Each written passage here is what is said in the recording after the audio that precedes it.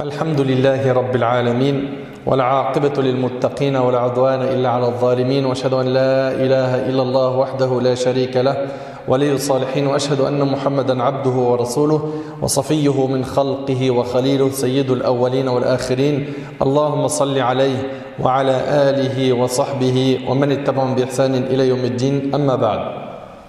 Mes frères et sœurs, notre thème aujourd'hui avec l'aide d'Allah Tabaraka wa Ta'ala est ô toi qui désires le paradis. Ô toi qui désires le paradis. Allah Tabaraka wa Ta'ala nous dit dans sourate Maryam Tilka al-jannatu allati nurithu min ibadina man kana taqiyya. Voilà le paradis dont nous ferons hériter ceux de nos serviteurs qui auront été pieux. Le paradis il est réservé pour les pieux. Et les pieux, on l'a dit à maintes reprises, ce sont ceux qui accomplissent ce qui est obligatoire et qui s'écartent des interdits. Allah Ta'ala n'accepte que des pieux. Le paradis est réservé aux pieux. L'objectif donc à atteindre, c'est la piété.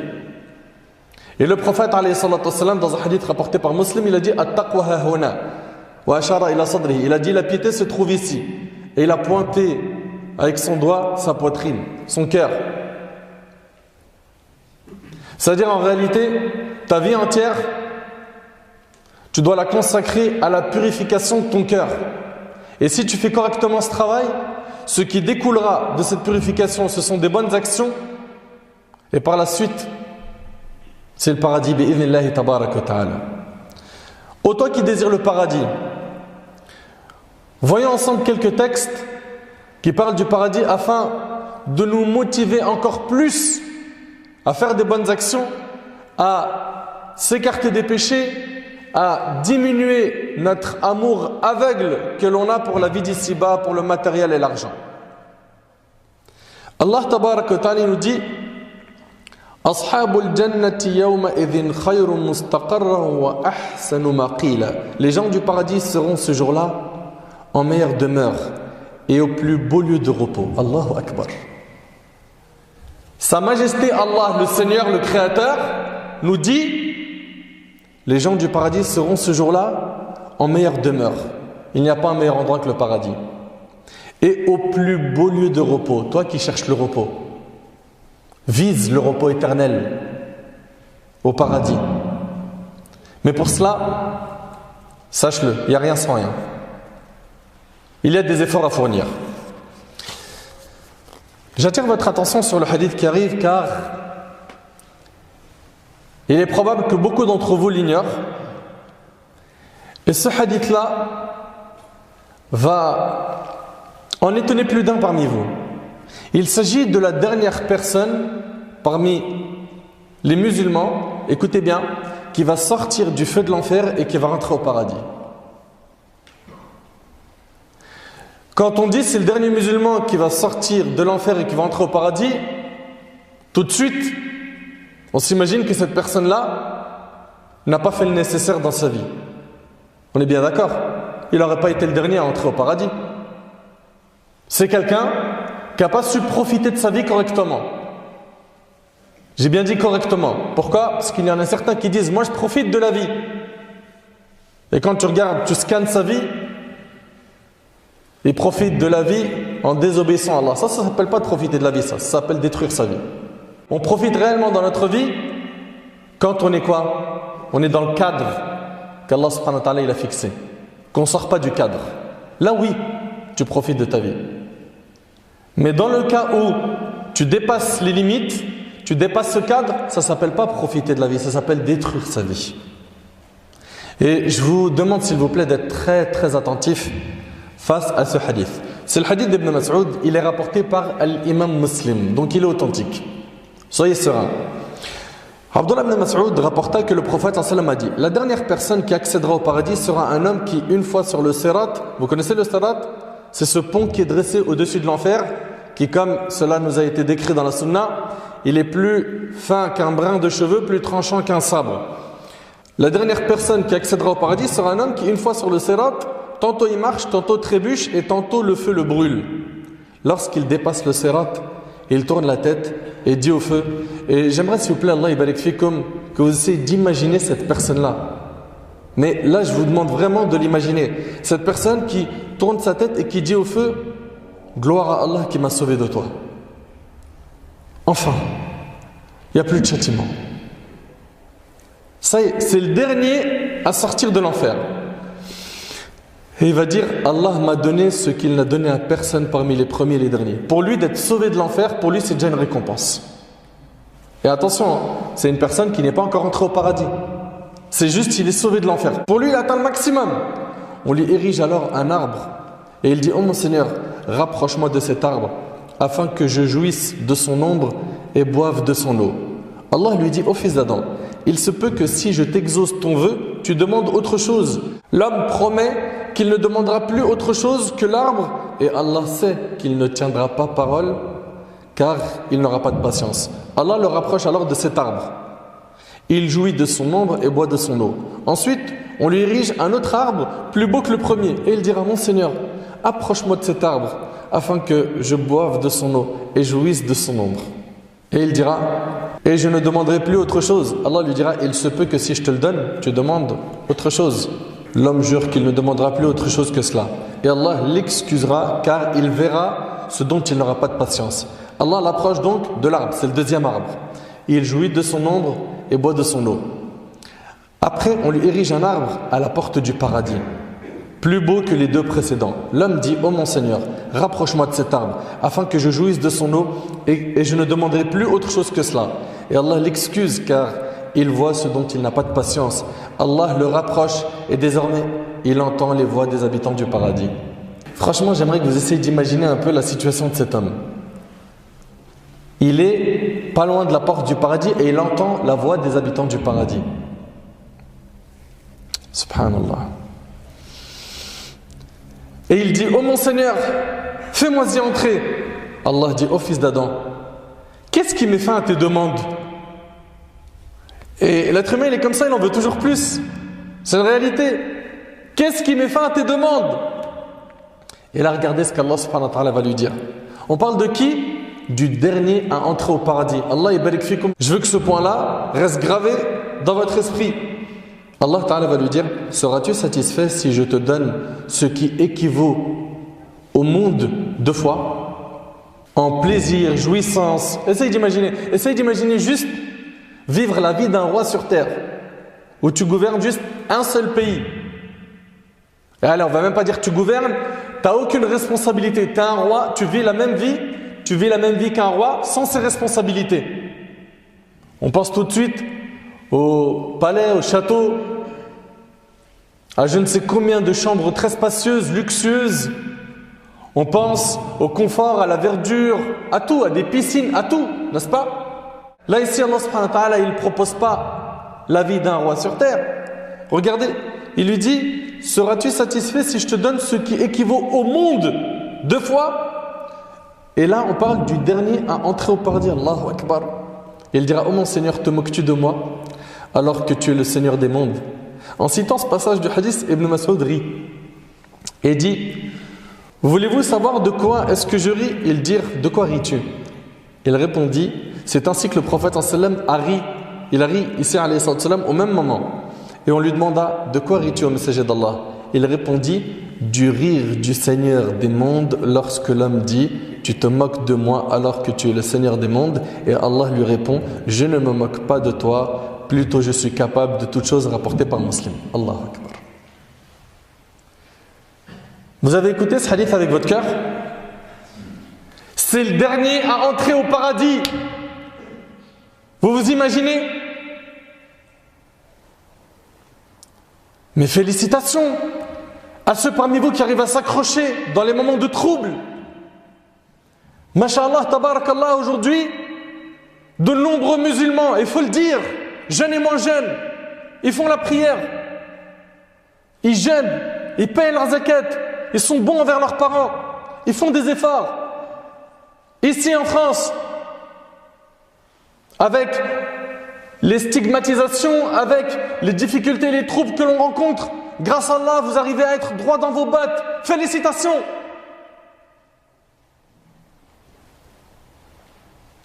continuer sur cette voie. Avant d'entrer au paradis, tu vas entendre des appels. Aujourd'hui, je veux vraiment provoquer en toi une envie folle d'entrer au paradis. Avant d'entrer au paradis, tu entendras un appel. Selon Abu Sa'id al-Khudri et Abu Hurayra radiyallahu anhuma, le prophète sallallahu alayhi wa sallam a dit: quand les gens du paradis entrent au paradis, un crieur lance un appel. Il va y avoir un appel qui va être fait. Écoutez bien, s'il vous plaît, ces 4 appels. Allah yabarik fikum, s'il vous plaît, soyez attentifs. Ça, c'est avant d'entrer au paradis.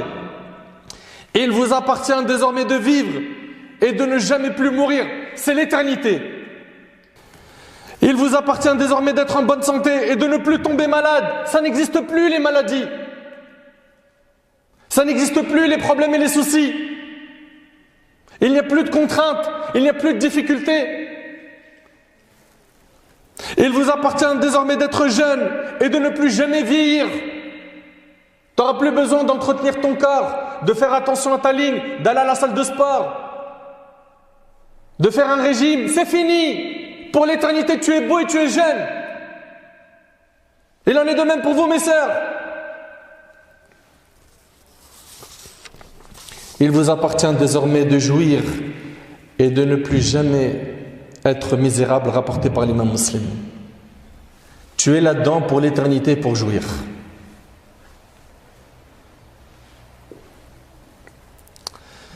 Je sais qu'il y en a parmi vous qui se disent: mais mon frère, moi je le veux, le paradis.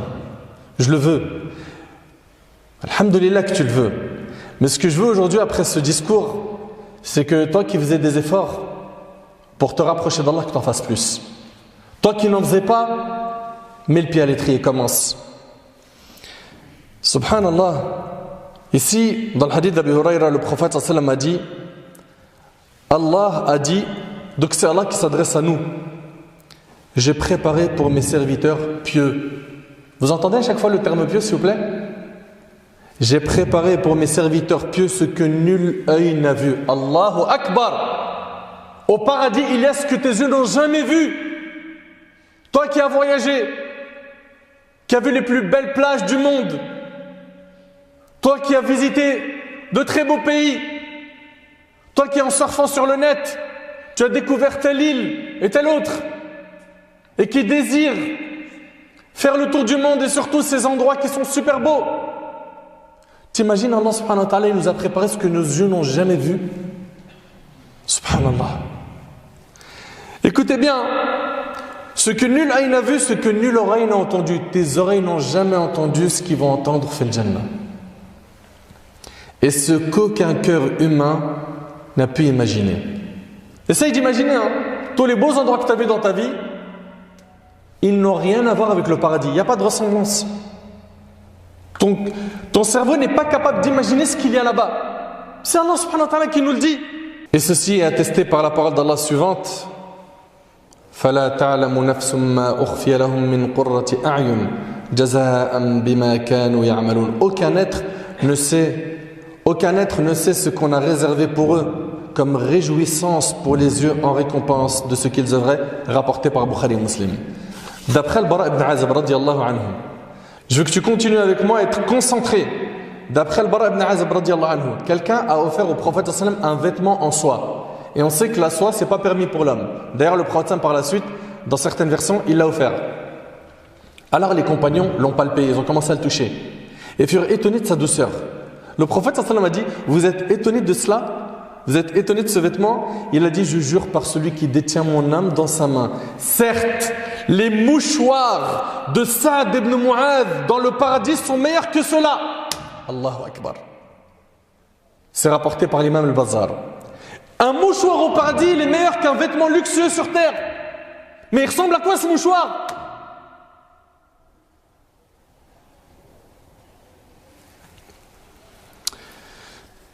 Ô vous qui voulez le paradis, écoutez ce qu'Allah subhanahu wa ta'ala dit dans le Coran. Il nous dit Azza wa Jal: voici la description du paradis qui a été promis aux pieux. Il y aura là des ruisseaux d'une eau jamais malodorante, et des ruisseaux d'un lait au goût inaltérable, et des ruisseaux d'un vin délicieux à boire, il est non enivrant, ainsi que des ruisseaux d'un miel purifié, et il y a pour eux des fruits de toutes sortes, ainsi qu'un pardon de la part de leur Seigneur. Abu Hurayra radiyallahu anhu demanda au prophète sallam: parle-nous du paradis. Il a dit, alayhi salatu wassalam, ce sont des constructions faites avec de l'or et de l'argent. T'imagines un peu? La construction, elle est faite avec de l'or et de l'argent. Une brique d'or et une brique d'argent. Le ciment qui tient les deux briques est de musc. Cette ferraille est de perles et de diamants. Sa terre est de safran. Celui qui y séjournera se réjouira et la tristesse le quittera à jamais.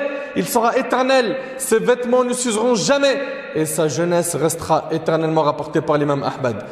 Vous savez, quand vous allez rentrer au paradis, vous inquiétez pas, chacun d'entre vous, vous reconnaîtrez votre demeure. Abdullah ibn Abbas radiyallahu anhu a dit, ils reconnaîtront leur maison comme ceux qui sortent de la prière du vendredi pour rentrer chez eux. Vous sortez de la Jumu'ah, vous savez, elle est où votre maison? Oui ou non? C'est pareil, tu rentres au paradis, tu sais elle est où, tu te diriges direct vers ta maison. Allahu Akbar. Chacun d'entre nous doit préparer son paradis en y construisant des palais, dès maintenant, en y plantant des palmiers, des arbres, par le dhikr, par les adorations, par les prières. Mujahid rahimahullah a dit, dans le paradis, la terre du paradis est feuilletée et son parterre est de musc. T'arrives à imaginer un peu? Le sol, il est de musc, ses troncs d'arbres sont en or. Allahu Akbar. T'as déjà vu ça de ta vie, toi? Et attention, un point très important, Abdullah ibn Abbas, il nous dit que la ressemblance qu'il y a entre les choses de ce monde et les choses du paradis n'est que dans les noms. Non dans la forme. On te parle de maison. La ressemblance de la maison au paradis et celle de la vie d'ici-bas n'est que dans le nom. Pareil pour les fruits, les arbres, etc. Écoutez ici, ces troncs d'arbres sont en or et leurs branches de perles, d'émeraude et de diamants. Les feuilles et les fruits sont sous tout cela. Celui qui désirera manger de ces fruits, debout, assis ou allongé, ne sera pas dérangé. Les fruits s'offriront à lui sous un seul ordre de sa part. Il appelle le fruit il vient. Et il ne mange pas par faim, parce que la faim c'est une souffrance, il n'y a plus de souffrance au paradis. Il ne boit pas par soif. La soif est une souffrance, il n'y a plus de souffrance au paradis. Il mange ici par plaisir. Et le fruit, il l'appelle sans faire d'effort, le fruit vient vers lui. Au paradis, les lits sont tout simplement magnifiques. Les tapis également. Subhanallah, on a des descriptions de tout cela. Dans le paradis, il n'y a plus de soleil. Il n'y a plus de lune. Il n'y a plus de nuit, ni de jour, ni de chaleur, ni de froid. Ibn Kathir, rahimahullah, il a dit, ils ne verront pas de soleil, ni de lune. Le jour et la nuit seront connus des habitants du paradis par une lumière provenant du trône d'Allah. Jabir radiyallahu anhu dit que le prophète sallam a dit, les habitants du paradis mangeront et boiront et ils ne vomiront pas, n'urineront pas et ne feront pas leurs besoins. Mais une personne pourrait se dire, mais comment est-ce qu'ils vont digérer? Leur nourriture se transformera en émanation de musc. Voilà. Comment tu vas digérer? Cette nourriture va se transformer en musc. Subhanallah. Leur respiration et louange à Allah et takbir rapporté par Muslim. D'après Abu Sa'id al-Khudri radiyallahu anhu, le prophète sallam a dit, Touba. Touba est un arbre dans le paradis. Sa taille est équivalente à la distance que l'on parcourt en 100 ans. T'imagines?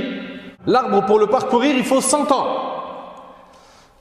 Et il nous dit, alayhi salatu wassalam, vous écoutez, et les habits des gens du paradis sont issus de la pellicule qui couvre le fruit de cet arbre rapporté par Ahmed. Pareil, pour les vêtements, c'est illimité. Tout ce que ton âme souhaite et désire, tu l'as sans difficulté. Tu n'as pas de limite. Tu n'es plus bridé parce qu'il te manque de l'argent, parce que ceci ou parce que cela. Tu as tout ce que tu veux en termes de vêtements. La beauté, tu es au maximum de la beauté, de la jeunesse. Et pour l'éternité, tu jouis, tu t'ennuies plus, tu n'as plus de soucis, tu n'as plus de problèmes. C'est fini, je me lève à 8h du matin, il y a les bouchons dans la circulation. C'est terminé, le pneu a crevé. C'est terminé, j'ouvre la boîte aux lettres, il y a un courrier qui fait peur. C'est terminé, il n'y a plus de soucis. Il n'y a plus d'épreuves, il n'y a plus rien. À part jouir pour l'éternité. Allahu Akbar. Et rencontrer Sahaba radiallahu anhum, les prophètes alayhim salam. Subhanallah, on a lu leur biographie. Yunus alayhi salam, Ayyub alayhi salam, et tu vas et tu t'assois avec lui, tu parles avec lui. Et tu t'assois avec Hamza radiallahu anhu, tu lui racontes que tu as été touché, ce qui lui est arrivé à Uhud. Tu t'assois avec eux, tu parles avec eux.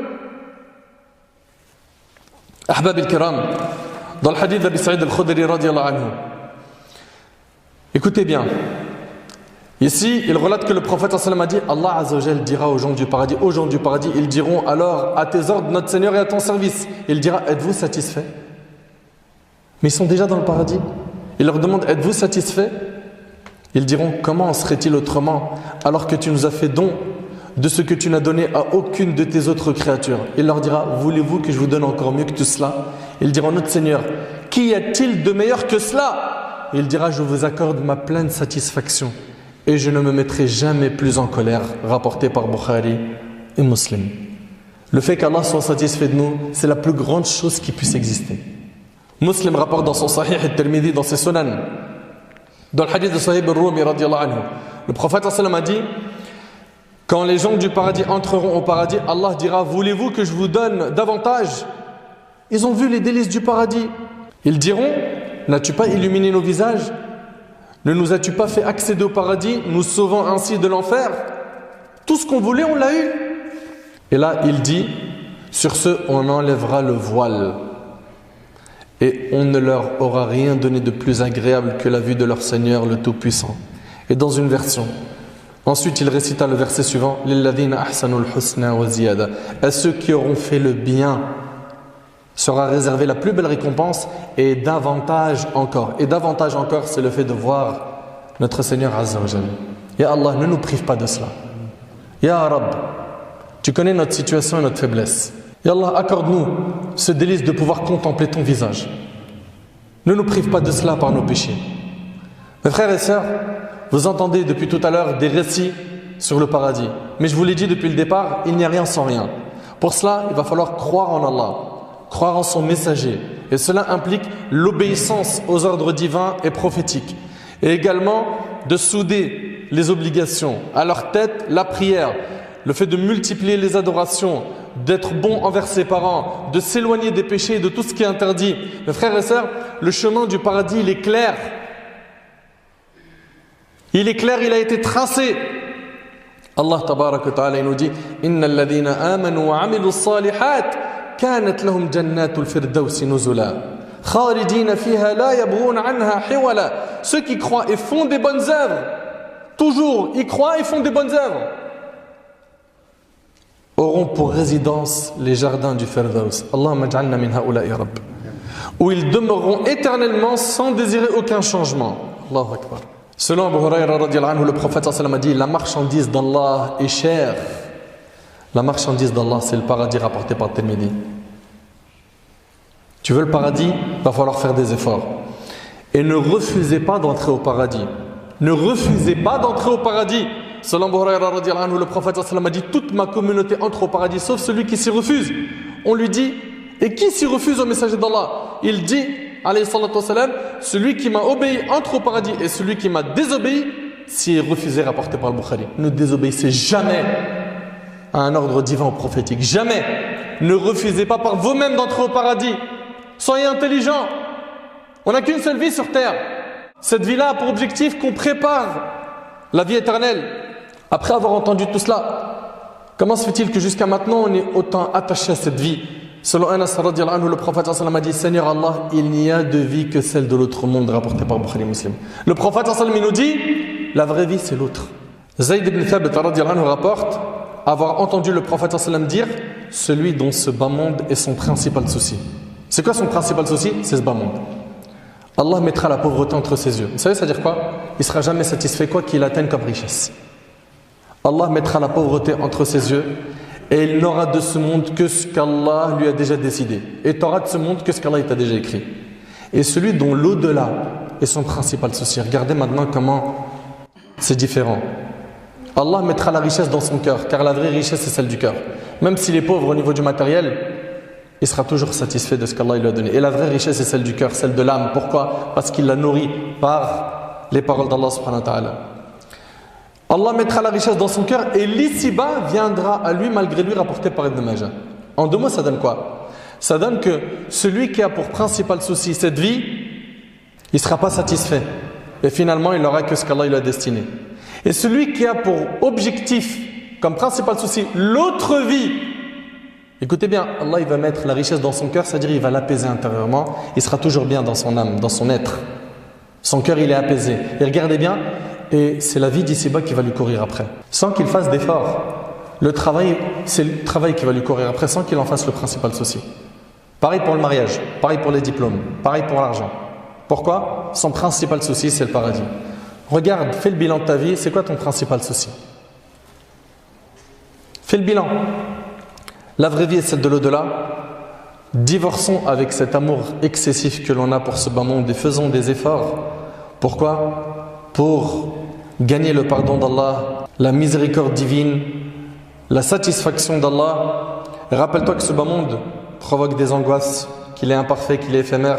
Pense à ta demeure dernière, pense à la mort, pense à cette vérité qui nous touchera tôt ou tard. Consacre ta vie à adorer le Tout-Puissant et il remplira ton cœur de bonheur. Repens-toi, délaisse les mauvaises assemblées, délaisse les mauvaises fréquentations, les mauvaises personnes, les mauvais réflexes, les addictions de péché. Délaisse tout cela et rapproche-toi des bonnes assemblées. Invoque Allah en étant sincère, fais augmenter ta foi, chemine vers lui, va vers lui, demande-lui la guider, il te l'accordera. Allah Ta'ala a dit: ô vous mes serviteurs, vous êtes tous dans l'égarement, excepté ceux que j'ai guidés. Demandez-moi la guider, je vous l'accorderai.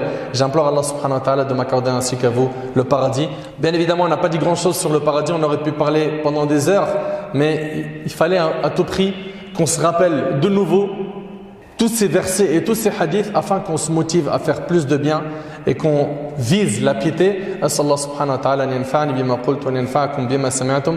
أسأله عز وجل أن يجعلني وإياكم من أهل الفردوس الأعلى. اللهم يا رب اجعلنا من أهل الفردوس.